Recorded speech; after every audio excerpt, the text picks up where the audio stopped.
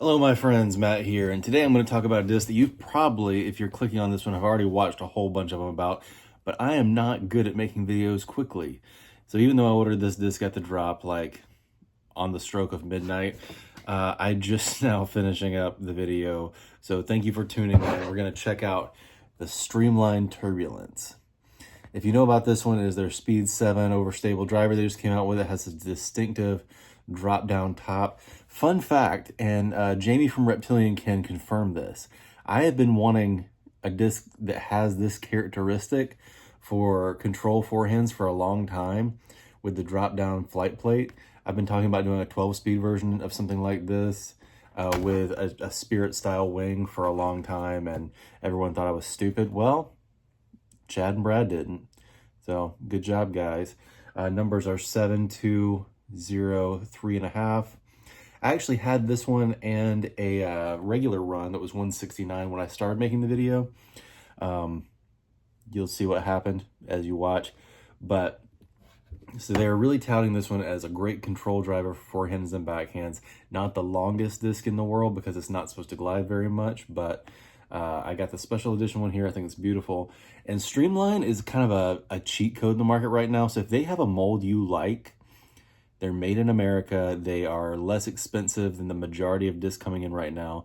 MVP has, I guess, decided that since they can make these a lot cheaper than their two-part molds, they're selling between $12 and $15 online. Name another good premium plastic disc from anyone that you can reliably get for $12 to $15, and it's in stock everywhere. So if you like Streamline, I like Flares. That's one of my go-to forehand driver.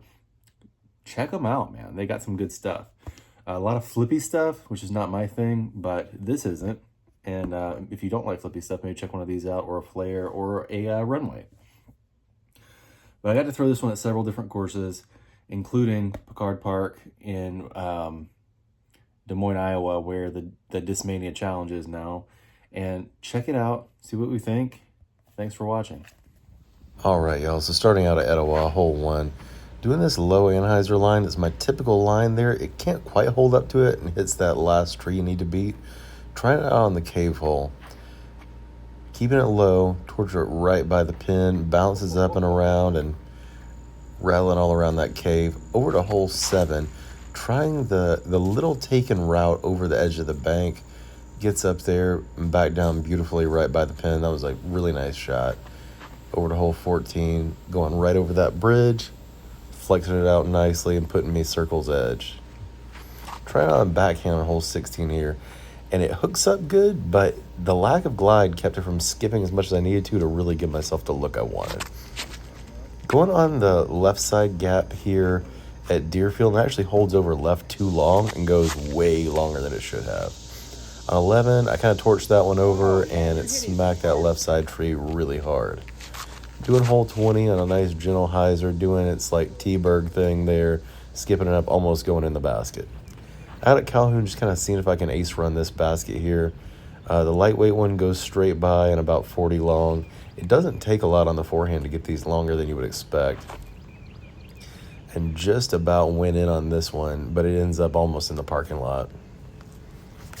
And this is actually the fatal final flight of that purple one at Pickard Park, home of the Discmania Challenge. And if you find it, good luck. All right, guys. So unfortunately, finishing the video with just the special edition one rather than both of the Turbulences, but great to throw both. And I do think I like the slightly heavier one better. It's gelling with my throw a little more than the lighter one did, though they both threw very well. And I would consider getting more of either run if they were the heavier weight. I do think that the numbers of, I think they're 7203.5, if I remember correctly, because the special edition run doesn't have the numbers, does have more than a 2 glide, but it's not a glidey disc. You see it on the forehand. I can throw it fast because I have a naturally fast forehand throw. It does penetrate, it does catch some float, but not a ton. And then on the backhand, I think it has more than a 2 glide. I think it's a 3. I think it's a 7303 is what I would give this one. It doesn't have crazy fade, but it does have more when it's thrown flat or a slight hyzer, it can push to the right a little bit. I thought it would be kind of like a baby flare. It's not quite that overstable, but it does fly really good, and I enjoyed throwing it. So is it going to fill that slot like the lightweight Justices I've had in my bag. No, not quite, but it's really nice, and I think it's going to have a lot of utility for a lot of players. And I think maybe if you don't throw quite as hard as I do, you can use it how I use that overstable Justice in the mid-range slot. So thank you guys for watching. Great job, Streamline, and definitely check one of these out.